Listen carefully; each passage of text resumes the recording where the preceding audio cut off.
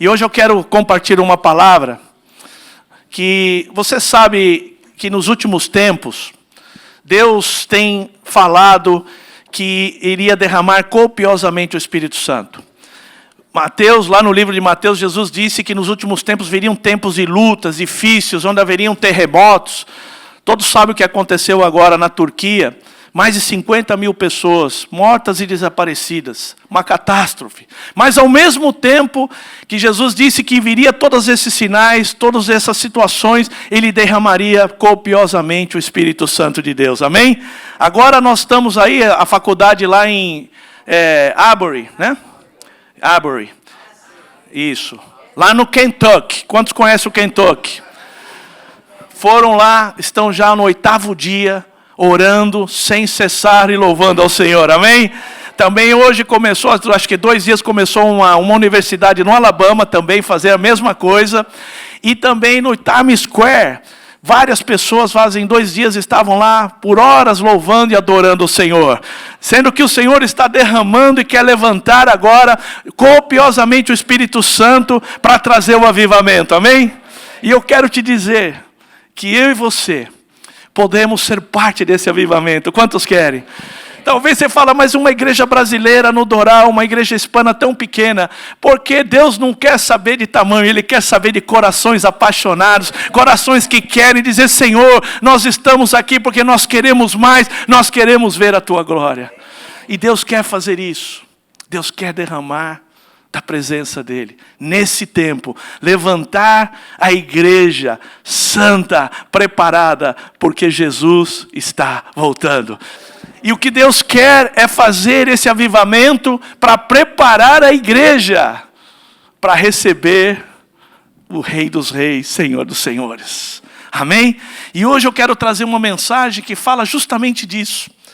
E o tema dessa mensagem é a presença de Deus no lar. Vocês poderiam repetir isso bem forte, por favor?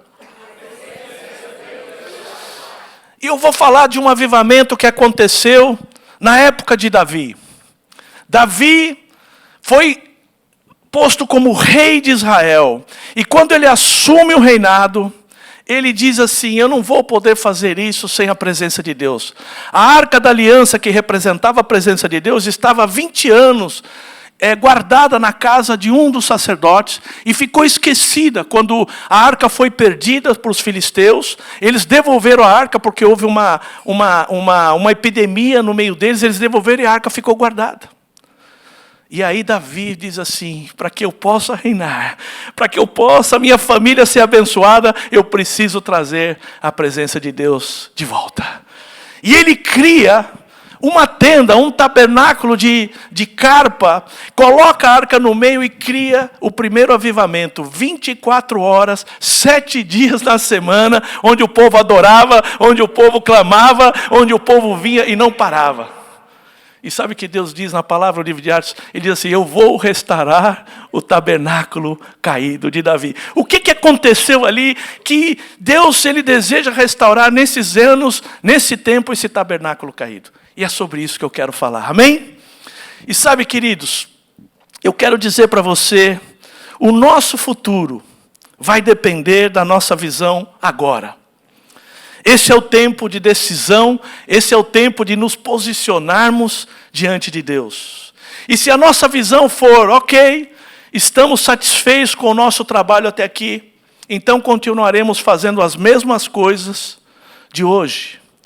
Mas se quisermos dizer, Senhor, obrigado, até aqui o Senhor tem nos ajudado, mas aonde está o resto? Nós queremos mais, tem que haver mais, mostre-nos a sua glória, aleluia. Quantos querem ver a glória de Deus?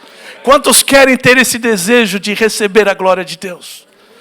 E sabe, queridos, se nós fizermos isso, o nosso futuro vai ser totalmente diferente. Porque se está acontecendo no Kentucky, se está começando a acontecer no Alabama, pode acontecer aqui. E você pode estar sendo chamado para esse avivamento. Eu posso estar sendo chamado. Amém? E sabe, queridos, o rei Davi decide levar de volta a presença de Deus para Jerusalém. E ele fala, eu vou levar de volta. Então ele reúne a sua igreja, Ele reúne toda a sua equipe e vão buscar a arca. E eu vou ler essa passagem para você ver o que aconteceu nessa viagem. Amém? Todos estão aqui? Em 2 Samuel 6, de 3 a 10. E diz assim a palavra de Deus: puseram a arca de Deus num carro novo e a levaram da casa de Abinadab, que ficava no monte. Saindo da casa, Uza e Aio, filhos de Abinadab, a carroça nova que transportava a arca de Deus, e Aio estava na frente da arca. Davi e todo o seu povo de Israel celebravam diante do Senhor, entoando cânticos e tocando todo tipo de instrumentos musicais: lira, harpa, tamborins, chocalhos, símbolos. Quando chegaram à eira de Nacon, repita a palavra Nacon, os bois tropeçaram. Em outras versões diz que havia uma pedra no caminho. Uza estendeu a mão e tentou segurar a arca. A ira do Senhor se acendeu contra Uza, e Deus o feriu por causa disso. E ele morreu ali mesmo. Amém? E ele morreu ali mesmo. Ao lado da arca de Deus, Davi ficou indignado. Em outras palavras, ficou em estado de choque. Estou fazendo tudo, de repente, o meu melhor amigo, o meu general vai tocar a mão para proteger, e ele cai duro e morre. E aí ele caiu do lado da arca de Deus. Davi ficou indignado porque a ira do Senhor se irrompeu contra Uza, e ele chamou aquele lugar de Pérez Uza, que significa a morte de Uza, ou o tratamento, ou a ferida de Uza. Como é conhecido até hoje, Davi teve medo do Senhor e perguntou: como poderei levar a arca do Senhor? Pergunta para a pessoa que está do teu lado assim: como poderei levar a presença de Deus? Pergunta aí. Aí diz assim: como poderei levar a presença do Senhor, a arca do Senhor? Então resolveu não transferir mais a arca do Senhor para a cidade de Davi. Em vez disso, levou para a casa de Obed-edom, na cidade de Gate. Feche os seus olhos, coloque a mão no seu coração e declare assim: Senhor Jesus, abre o meu coração, abre os meus olhos. Eu quero aprender e entender o que o Senhor quer que eu faça nesse tempo. Abre, Senhor, os meus ouvidos. Eu quero ouvir a Tua voz. Eu estou aqui porque eu quero mais da Tua presença. Amém, queridos? Amém? Então, olha só. O rei Davi queria trazer a arca, mas usou o método errado. Ele queria fazer tudo certo, mas ele usou o método errado. Repita, usou o método errado. E aí a Bíblia fala, lá em Isaías, que o meu povo perece por falta de conhecimento. E certa vez perguntaram para Jesus: Jesus, como é? Por que que existe isso, existe aquilo? Por que que acontece? E Jesus disse: errais por não conhecer as Escrituras, nem o poder de Deus. Então nós temos que conhecer a palavra, entender o que realmente Deus quer que você faça e o que a igreja foi chamada para fazer, amém? Para que a gente não cometa erros.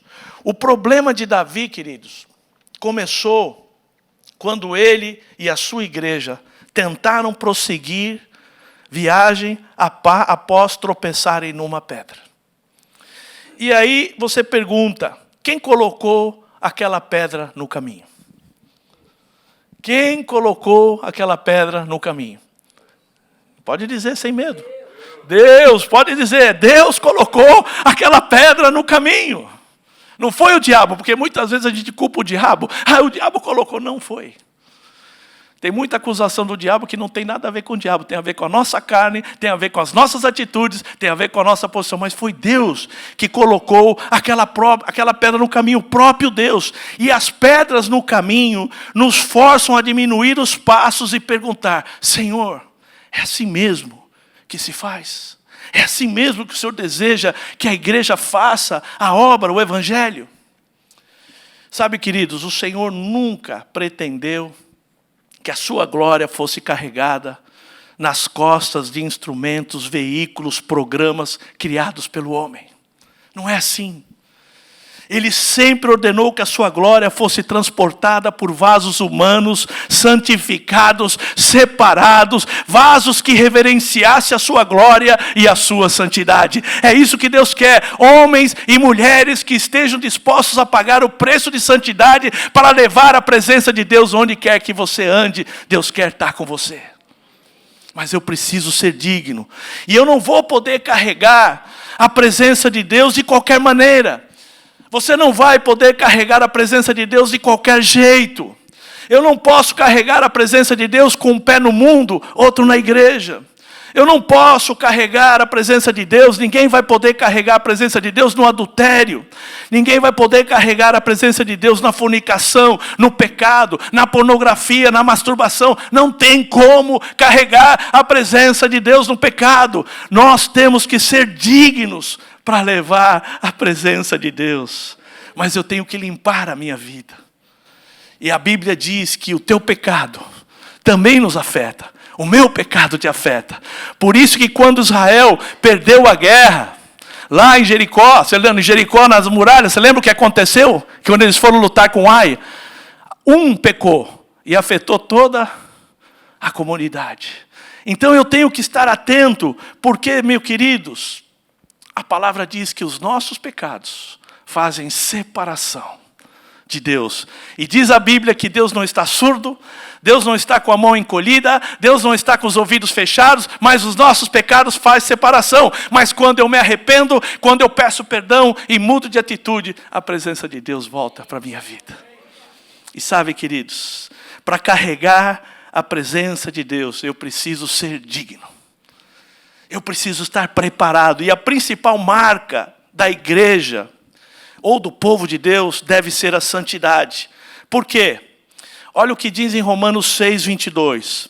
Mas agora, libertos do pecado, feitos servos de Deus, tende o vosso fruto o quê? Santificação. Para quê? Por fim receber o quê? A vida eterna.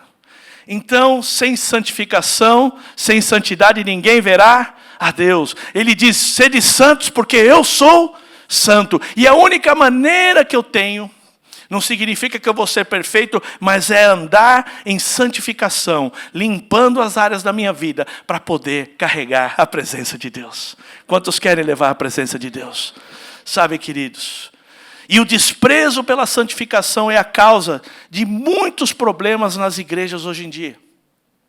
Em Coríntios diz assim, 1 Coríntios 5, 6 e 7. Diz assim, o orgulho de vocês não é bom. Vocês sabem que um pouco de fermento faz a massa ficar fermentada? Livre-se do fermento. Livre-se do fermento. Aí Jesus aclarou, o que é o fermento velho? Certa vez perguntaram, o que é o fermento? Mas eles estavam, Jesus falando com os discípulos. Ele disse, o fermento é hipocrisia. Significa uma coisa na igreja, outra fora. Significa que eu vou mostrar o que eu não sou. Eu vou tentar aparentar algo, colocar uma máscara, e Deus abomina a hipocrisia. Esse é o fermento. Quantos querem ser transparentes e sinceros aqui? Isso, querido, é o que vai trazer a presença do Senhor. Porque Deus não despreza um coração contrito e humilhado. Um coração sincero que busca, amém? Agora, você sabe que aqui fala de fermento, e eu dei um exemplo, que eu sempre lembro, sobre a lepra. A lepra também é comparada com um pecado oculto no Velho Testamento.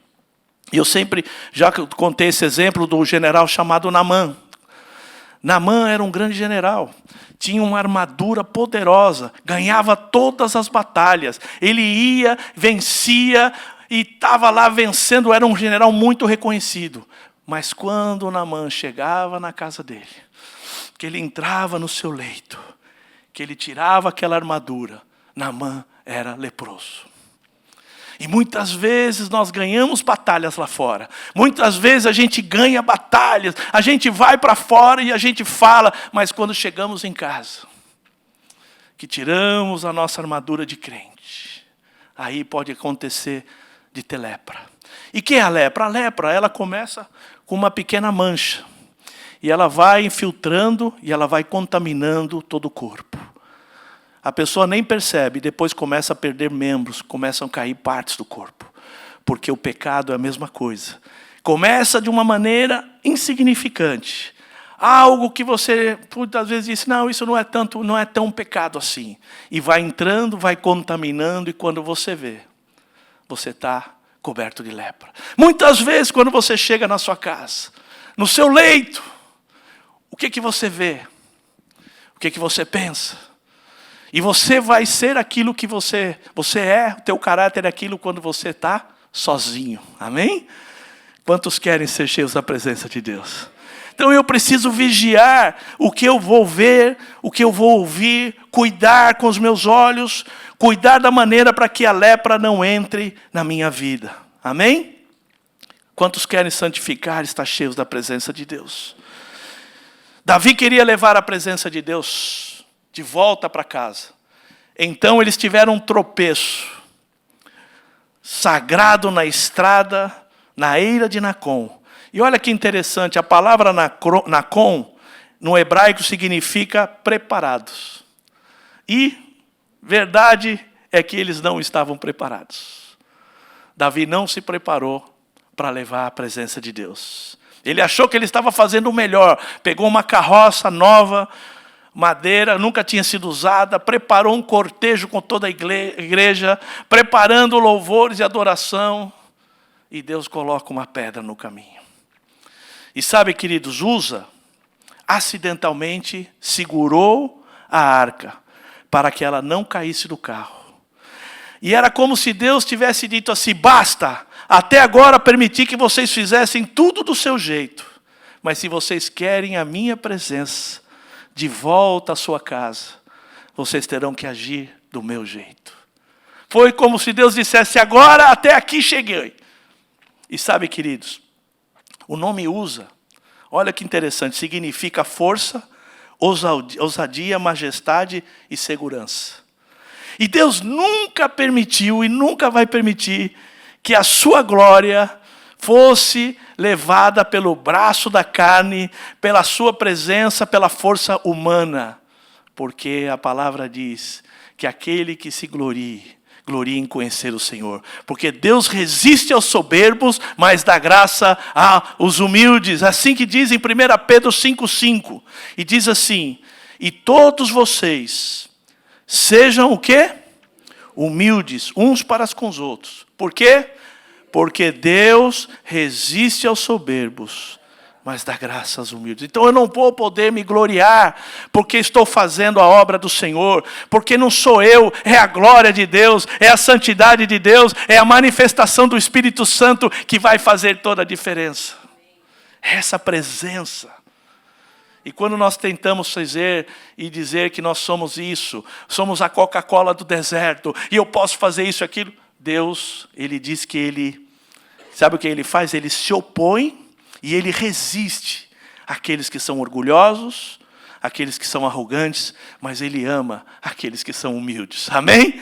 Ele ama, Ele é apaixonado por um coração humilde. E humildade não é você pensar menos de você. Dizer, não presto para nada, eu sou um fraco. Não é isso. É você pensar menos em você.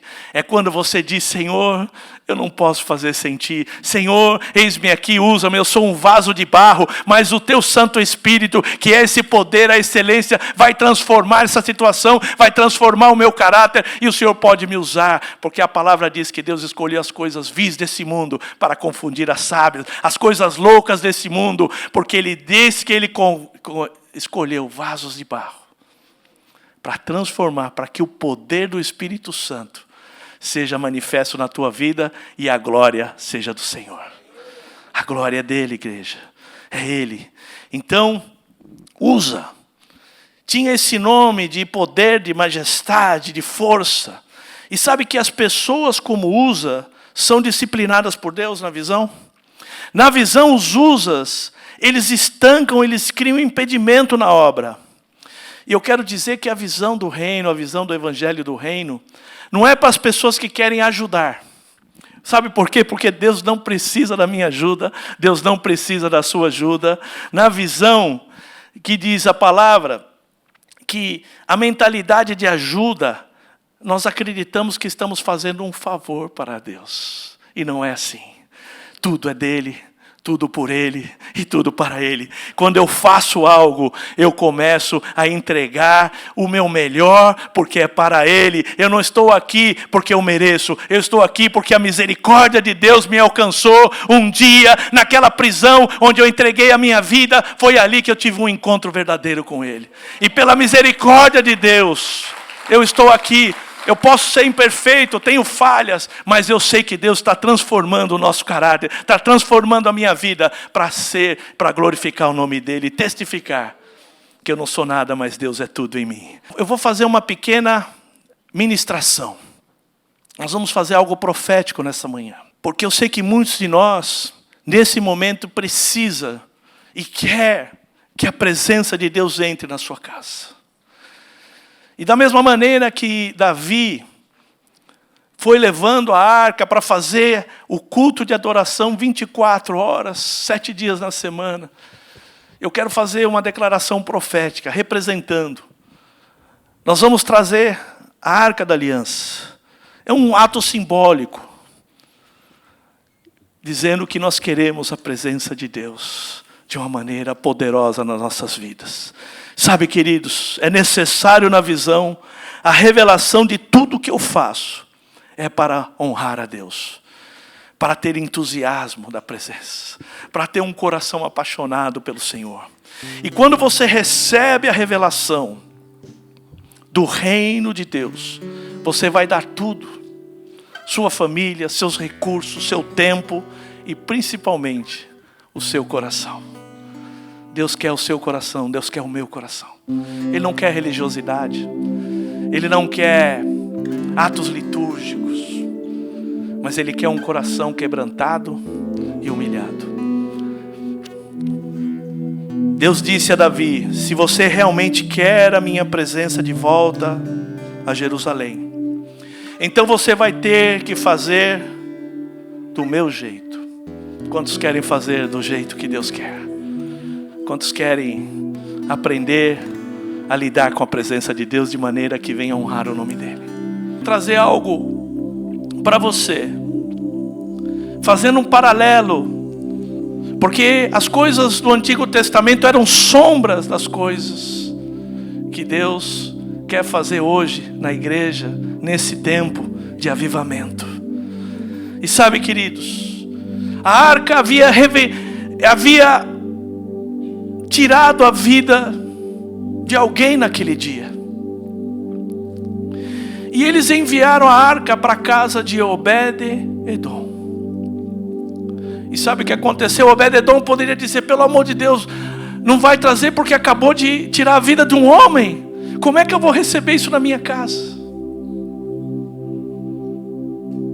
Da mesma maneira que no Monte Sinai, quando Deus queria chamar o povo para estar na presença dEle, Deus queria criar uma comunidade de sacerdotes desde aquele momento. E sabe o que o povo disse? Não, vai você, nós ficamos aqui.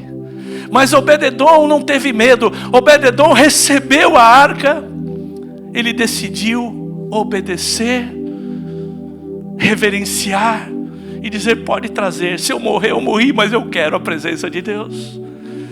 E eu quero perguntar para você: você está disposto? Você quer a presença de Deus na sua casa? Você quer a presença de Deus no seu lar? E sabe, queridos, olha o que aconteceu em 1 Crônicas 13:14. E o Senhor abençoou a família de Obed-edom e tudo que ele tinha. Vamos ler juntos, todos juntos. E o Senhor abençoou. Só as mulheres. E o Senhor abençoou a família de Obed-edom e tudo que ele tinha. Só os homens. E o Senhor abençoou a família de Obed-edom e tudo que ele tinha. Segura na mão da pessoa que está do teu lado e diz assim: Deus quer abençoar a tua família e tudo que você tem. Deus quer entrar na sua casa e abençoar a sua família e tudo que você tem. Sabe, queridos, o que nós levamos então, quando nós vamos ao GES, quando nós vamos nas casas? O que nós levamos? A arca representa a palavra de Deus, representa a presença de Deus, representa Jesus. Diga assim: Jesus. E na tipologia, a arca representa Cristo. Assim como a arca era um objeto sagrado que continha os mandamentos de Deus, Jesus Cristo é o Verbo encarnado, a manifestação da palavra de Deus na terra. Cristo. Feito de madeira incorruptível e ouro puro. A madeira se refere à humanidade perfeita de Jesus e o ouro à sua divindade. Perfeitamente Deus, perfeitamente homem. Jesus Cristo, Rei dos reis, Senhor de Jesus, Senhor dos senhores. Porque a palavra diz que Jesus é Deus, amém? Tornou-se homem, amém? Ele nunca pecou, teve uma vida de poder, morreu pelos nossos pecados, aleluia. Ressuscitou, foi exaltado e ele voltará. Declare: Jesus está voltando. Ele está voltando. A arca toda de ouro. E aqui representa a divindade.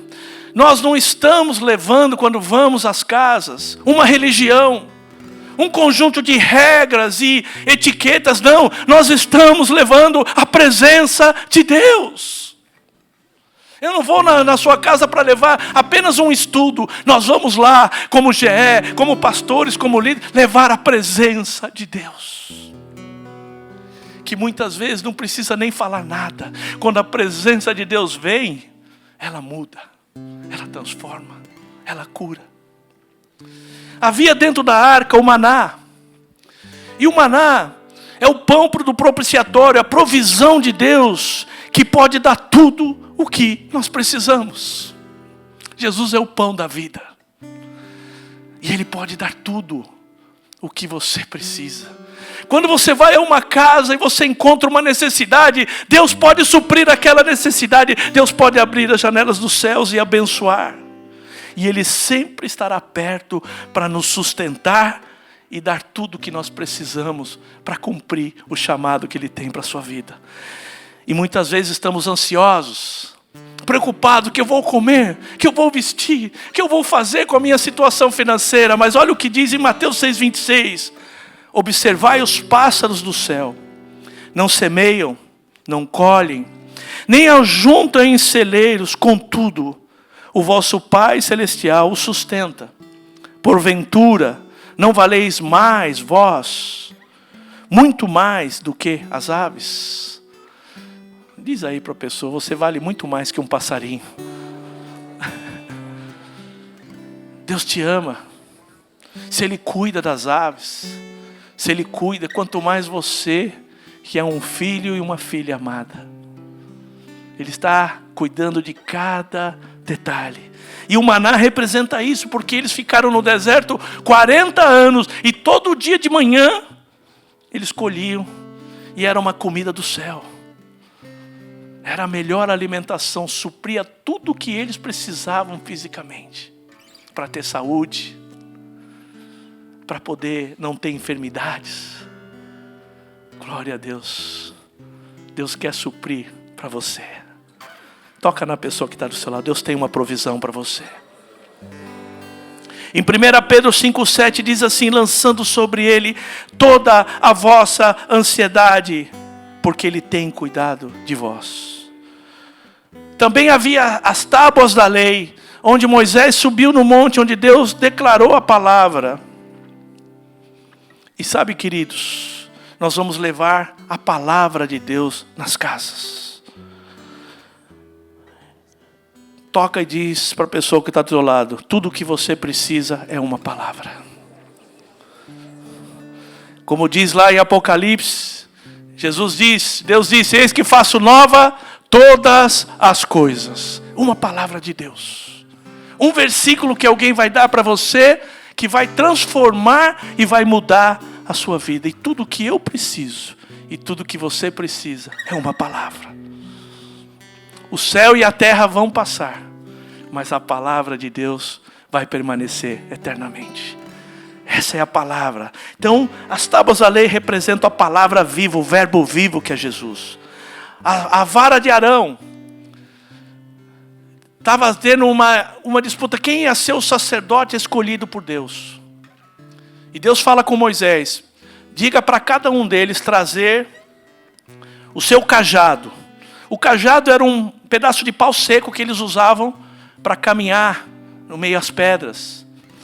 E todos aqueles sacerdotes colocaram no templo, lá no tabernáculo, o seu cajado. E olha o que aconteceu. Em Números 17:8. E aconteceu que no dia seguinte, Moisés veio ao tabernáculo do testemunho. E eis que a vara de Arão, da casa de Levi, havia esverdeado e lançado flores, expulsado gládulos e produzido amêndoas. Aleluia. E aqui fala do poder de ressurreição de Jesus. Uma vara seca começou a florir, uma vara seca começou a dar frutos. Então mostra que para Deus não é nada impossível. Deus pode ressuscitar essa área da tua vida que está morta, o teu casamento que está morto. Deus pode fazer florescer. Deus pode fazer florescer, trazer vida.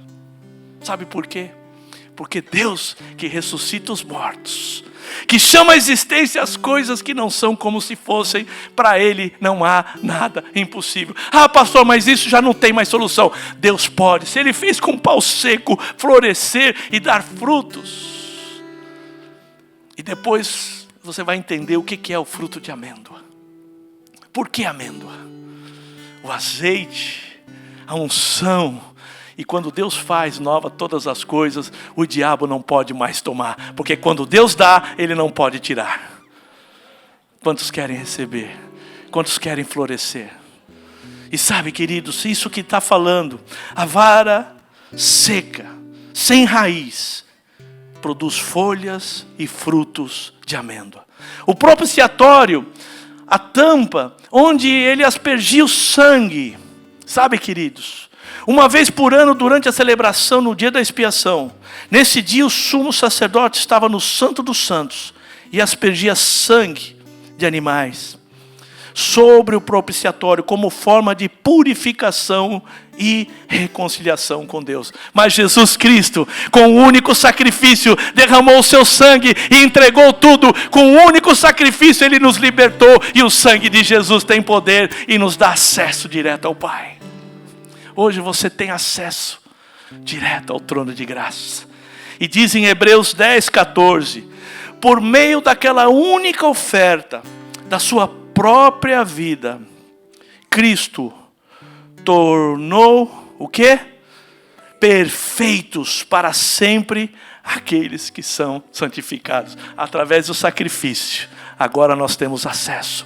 O sangue de Jesus nos purifica, nos limpa de todo o pecado. Já não há necessidade mais de fazer sacrifício de animais, porque o sacrifício foi feito e já não há mais nenhuma condenação. Aquela cédula contrária contra a tua vida foi rasgada e já não há mais condenação para aqueles que estão em Cristo Jesus. Segura na mão do teu irmão, você é livre, meu irmão, para entrar na presença de Deus, para adorar o Rei. Sabe, queridos, os dois querubins são protetores, guardiões, representam o cuidado de Deus.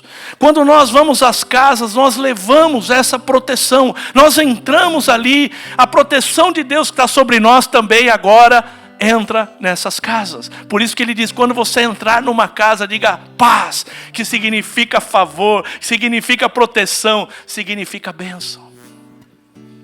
E essa proteção está sobre a sua vida, está sobre a sua família, está sobre a sua casa. E Deus quer que eu e você levem essa proteção para as famílias que estão se destruindo aí fora. Existe muita coisa acontecendo, igreja. Existem muitas coisas.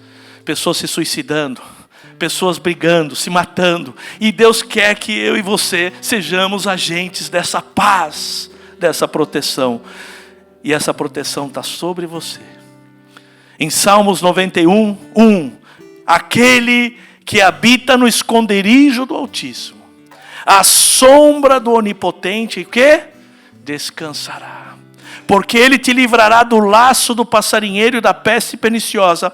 Ele te cobrirá com as suas penas, e debaixo das suas asas estará. Segura aí na mão e diz assim: Deus quer te proteger. Porque os querubins eram protetores. Por quê? Se Deus é todo poderoso, por que precisa querubins protetores no reino de Deus, no céu? Não sei se você sabe, Lúcifer era um deles, era um querubim. Mas o que é a proteção que eles fazem? Os querubins são protetores de ambiente. Eles têm olhos por dentro e por fora. E eles são aqueles anjos que protegem o ambiente. Deus quer levantar protetores da visão. Pessoas que vão proteger os ambientes. Pessoas que não vão permitir que nada errado entre. Pessoas que vão estar protegendo o ambiente para que a glória de Deus se manifeste e a presença de Deus entre na igreja, na sua casa. Sabe, queridos, as duas varas significa que é dar o testemunho discipulado, poder carregar juntos, como os nossos irmãos entraram hoje aqui. Uma pessoa sozinha não vai conseguir levar, mas de 2 em 2, de 3, de 4, quando nós vamos levando, nós vamos dar o testemunho, carregar nos ombros. Vá, carregue, faça a obra, faça discípulos, e nós precisamos um dos outros. Eu não posso fazer essa obra sozinho. A igreja conta com você, a igreja conta com a sua vida. Nós precisamos nos ajudar a levar a presença de Deus aonde quer que nós andamos. Ir orar, e buscar, e atender. Nós queremos levar nesse tempo a igreja sair das 4 paredes e começar a sair a evangelizar, fazer coisas para buscar, para ajudar missionários. Nós queremos levar a presença de Deus aonde quer que nós vamos. Quantos querem? Agora, eu quero entrar na conclusão dessa mensagem. E se você não conseguiu prestar muita atenção até agora, eu gostaria que você colocasse toda a tua atenção no que aconteceu com a vida de Obed-edom. Tem a ver com você, tem a ver com aquilo que Deus vai fazer na sua vida nesse tempo de avivamento. E se Deus escolher o ministério do Doral para ser parte desse grande avivamento que está acontecendo, nós vamos poder glorificar o Senhor e vamos dizer: Senhor, nós queremos e queremos estar preparados para receber a tua glória. Obed-edom aparece pela primeira vez lá em 2 Samuel 6, quando ele recebe a arca na sua casa. E sabe, queridos, ele recebeu a arca, levou para casa, e a bênção foi tão grande que ninguém poderia negar. Visível, palpável. A mulher de Obed-edom era estéril. Os animais produziam, mas de uma maneira muito difícil. A sua vida era uma vida talvez ali estagnada em algumas coisas. E olha o que acontece com Obed-edom. Em 1 Crônicas 26, 4. E diz assim a palavra: Obed-edom teve filhos. Olha só. Semiá, o primogênito. Josabad, o segundo, Joabe, o terceiro, Olte, o quarto, Nataniel, o quinto, em 2 Crônica 26, Aniel, o sexto, Isacar, o sétimo, Paltuai, o oitavo, porque Deus o havia abençoado. Eu não sei os irmãos nordestinos, ele recebeu a unção nordestina aqui. Começou a ter filho um atrás do outro, não parou mais. 8 filhos. Para uma pessoa que não tinha filhos. Porque se aqui está dizendo, e teve filhos, aqui a palavra está dizendo, teve filhos, é porque não tinha antes. E aí ele diz, porque Deus o Abençoa. Cadê as irmãs que querem ter filhos aqui? Deus está derramando uma unção aqui nordestina nessa manhã, aqui na sua vida. Glória a Deus. 1 amém, 2 amém. 3 pessoas aí que estão quietinhas aí, mas eu sei. Em nome de Jesus, sabe, queridos, a bênção de Deus transformou. E quando a bênção de Deus entra numa casa, ela é visível, ela é palpável. Ninguém pode negar. A bênção entra em todas as áreas da nossa vida. E aí o negócio começou a correr. Olha, você não sabe o que aconteceu na casa de Obed-edom. Ele levou a arca e Davi começou a ouvir. Em todo Jerusalém começaram a ouvir, porque era indiscutível. Os animais deles começaram a multiplicar em quantidades grandes. Seu pomar começou a dar frutos gigantes. Algo tremendo aconteceu que foi visível. A presença de Deus. E Davi vê o que está acontecendo e resolve trazer a arca para Jerusalém. E ele cria o tabernáculo de Davi, onde ele coloca a arca no meio. E começa o primeiro avivamento da história. 24 horas, 7 dias na semana. A adoração, louvor, ministração dia e noite. Você podia chegar a qualquer hora, acordou de madrugada, vou lá para a tenda. E chegava lá, tinha gente. E sabe, queridos, eu quero concluir essa mensagem, mas com uma aplicação tremenda para a minha vida e para a tua vida. Uma das evidências clara que a bênção de Deus entrou, que o reino de Deus entrou numa casa, é que a pessoa começa a servir. Obed-edom era um ilustre desconhecido. Não havia aparecido apenas quando ele recebeu a arca na sua casa. E aí Obed-edom agora se envolve, se compromete com o trabalho, com a visão da igreja de Jerusalém. E olha os versículos, tem muitos mais, mas eu coloquei alguns. Em 1 Crônicas 15, 16 e 18. Então Davi falou aos líderes dos levitas para nomear seus parentes, os cantores com instrumentos, elevando suas vozes com alegria, Maceias, Matitias, Elifeleu, algum que vai ter filho aí, pode já escolher esses nomes que é bem... E quem está aqui, quem aparece? Obed-edom entra no ministério de louvor, já se candidata, eu quero louvar o Senhor. E ele já se candidata, aparece já entrando no ministério de louvor, para você ver. Eu vou até avisar o Samuel, se prepara que vai ter muita gente querendo entrar no ministério de louvor. Aí olha, 1 Crônicas 15, 24, Obed-edom, aí aparece logo primeiro, Obed-edom e Jeías também eram guardiões da arca. Agora ele é um dos guardiões, aquele que vai proteger o ambiente, guardar ali para que ninguém toque, para que ninguém cometa nenhum problema ali, para que a presença de Deus seja referenciada da maneira correta. Porque a Bíblia diz que aquele que é fiel no pouco, Deus colocará no muito. Que privilégio por Obed-edom ser um dos guardiões da arca. Ministério de louvor, olha o que mais. Em 1 Crônicas 16, 4. E ele designou alguns dos levitas como ministros diante da arca do Senhor, para celebrar, dar graças, louvar ao Senhor, Obed-edom e Jeziel com o quê? Ele não só louvava, como começou a tocar também. Já assumiu aí o posto de ministro de louvor. Começou a cantar e louvar, como Samuel faz aqui. Em nome de Jesus, amém? Em 1 Crônicas 16, 38. Presta bem atenção. Diz assim. E ele também deixou como porteiros. Cadê o ministério de recepção? Aí o pessoal, olha só. Obed-edom também quis entrar no ministério de recepção. Ele entendeu a importância que é poder receber as pessoas. E olha o que aconteceu. Não só Obed-edom. Então disse assim, ele também deixou como porteiros Obed-edom e os seus 78 8 parentes, toda a família de Obed-edom se converteu ao Senhor. Todos eles começaram a servir ao Senhor. Não ficou ninguém de fora. Foi pai, mãe, sobrinho, tia, cunhado. 78 familiares de Obed-edom receberam a presença de Deus. E Deus quer entrar na sua casa, não para te abençoar apenas, mas para tocar em toda a tua família, em todos os teus parentes, em todos os teus filhos. E eles vão voltar para a igreja e vão glorificar o Senhor, e vão servir ao Senhor, e vão adorar ao Deus, porque a presença de Deus vai fazer a diferença.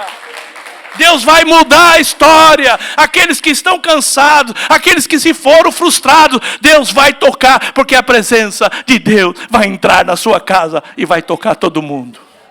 Esse filho que está rebelde, esse outro que saiu, esse outro que não quer saber de Deus, vai ser tocado, porque a presença de Deus entra, as trevas saem.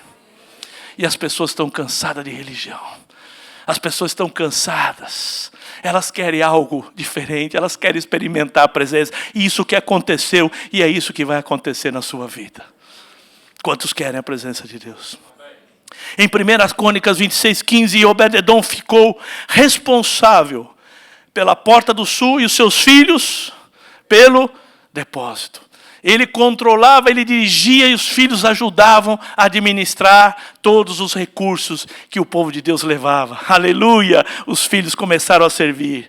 E sabe, queridos, eu quero concluir e convidar você para ficar de pé.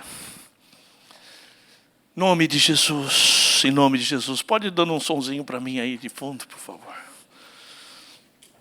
Sabe, queridos, Obed-edom aparece agora em todos os lugares. E quando o reino de Deus entra, queridos, a pessoa recebe paixão por servir a Deus. A pessoa não consegue ficar parado em casa. Ele não quer mais ser um frequentador. Ela começa a procurar os pastores e diz: por favor, eu posso fazer, o que eu posso fazer? Eu quero servir, eu quero ser parte. Por favor, me deixa servir. Eu faço qualquer coisa. Porque sabe, queridos, quando um coração queima de paixão por Deus, a gente quer fazer qualquer coisa para agradar Ele. A gente quer dar o nosso melhor. Quem sabe até limpar o banheiro, não me importa. Eu não quero posição, eu quero fazer algo para Deus. Eu quero glorificar o nome do Senhor. E a presença de Deus toca a família. Como diz em Josué: eu e a minha casa servimos e serviremos ao Senhor. E sabe, queridos, em Joel 2:28-32 diz assim: acontecerá que depois disso derramarei o meu espírito sobre toda a carne. Seus filhos e as suas filhas profetizarão, seus anciões sonharão sonhos e seus jovens terão visões. E hoje eu quero orar por você, pela igreja, pela sua família. Eu quero orar por mim, pela minha casa. E eu quero ver os nossos filhos de volta na presença de Deus, não com religião, não com nada disso, mas ver um coração de jovens apaixonados, cheios da presença de Deus. Porque nós vamos precisar de jovens, nós vamos precisar de uma juventude. Da mesma maneira que Deus está derramando lá em Kentucky, Ele quer fazer aqui conosco. Mas nós precisamos nos preparar para receber a presença de Deus. E se você foi tocado por essa mensagem, você quer se voluntariar, você quer dizer: Senhor, me perdoa por toda a religiosidade ou por qualquer outra coisa que eu fiz. Em nome de Jesus, Senhor, eis-nos aqui, Senhor, o Teu povo, Senhor. Nós queremos, Senhor, a Tua presença nas nossas casas. Nós queremos, Senhor, um mover sobrenatural do Espírito Santo nesse tempo, fortalecendo, em nome de Jesus. Vem tocando agora cada um dos meus irmãos que estão aqui, Senhor. Oh Pai amado, em nome de Jesus, eu declaro, em nome de Jesus, a Tua presença, a Tua unção, em nome de Jesus, da mesma maneira que o Senhor fez na vida de Obed-edom, Senhor. Eis aqui família, Senhor, filhos, Senhor, em nome de Jesus, vem acender a chama de paixão, em nome de Jesus, em nome de Jesus.